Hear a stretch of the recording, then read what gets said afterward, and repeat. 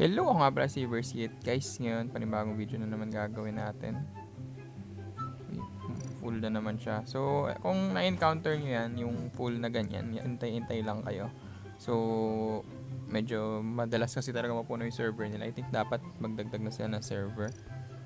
Medyo matagal to. Kanina nag-testing ako ng kung ilang ata, 10 try ata ako. 10 fine game. Pero ngayon, i-feature lang natin yung bago niyang update. Okay, so nag-update ako Among Us. So nag-update siya, and then meron ng specific na para sa ating mga Filipino. May parang specific server na para sa ating mga Filipino para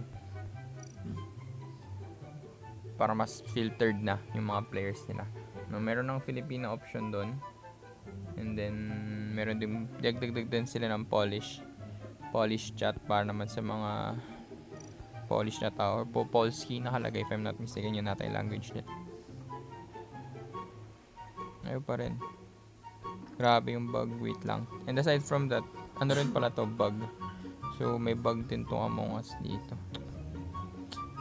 Oh, kita nyo, ang tagal ng matchmaking niya. So yun lang din ang dapat i-fix nila to. Wait lang Restart natin, check natin kung may bug pa rin. Grabe yung... Hindi ko alam kung full na talaga. Sobrang bilis mapuno. Pero yun nga, sobrang bilis siya mapuno. And sobrang... Ayun. So, andito na tayo ngayon. So, medyo matagal lang din talaga. So, ayan, sa chat, makikita natin. Meron ng Filipino option dyan. May English, may Spanish, may Korean. Korean ba yan? Parang Korean nata. Tapos, di ko alam tong isa. Portuguese, Arabic, Filipino, Polski. Yun yung mga language. So, meron ng Filipino. So, try natin sa Filipino. Then, pasok tayo sa isang server dito. So, ayan. So, most probably, mas, na to, mga Filipino players na ito makasama natin. Which is good. Which is very, very good. So, tingnan natin. I think, dapat mag-add sila ng specific na voice call siguro. No, para dito sa natin dito sa mismong game na to, para hindi na kailangan ng Discord, para mismong in-game na lang meron ka na mismong what do you call that, yung para sa ML ganun, open mic, para open mic na lang agad, di na mag-open na isa pang third party app at na isa pang app, no? So ayun, so yun na yung video natin ngayon. So syempre privilege yun para sa ating mga Filipino Among Us players, no, kasi meron na tayong specific na server para sa atin. And ibig sabihin, inaano rin tayo, tawag doon, nibigyan din nila tayo talaga ng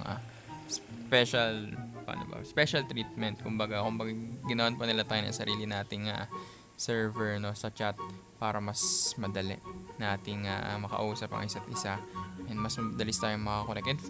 And rin ata, nagbukas na rin ata sila dito. Nagdagdag din ata sila ng mga filter dun sa chat, no, para hindi yung mga hindi magagandang salita mabawasan yung hindi magagandang salita, kasi yun na, may mga Filipino trash talkers pa rin talaga, and parang nature na talaga yun ng mga Filipino gamers. Pero yan, sana gusto yung video natin. Yun lang na may video natin ngayon. So gusto mo nila ako si Verse, like, comment, subscribe. Booyah!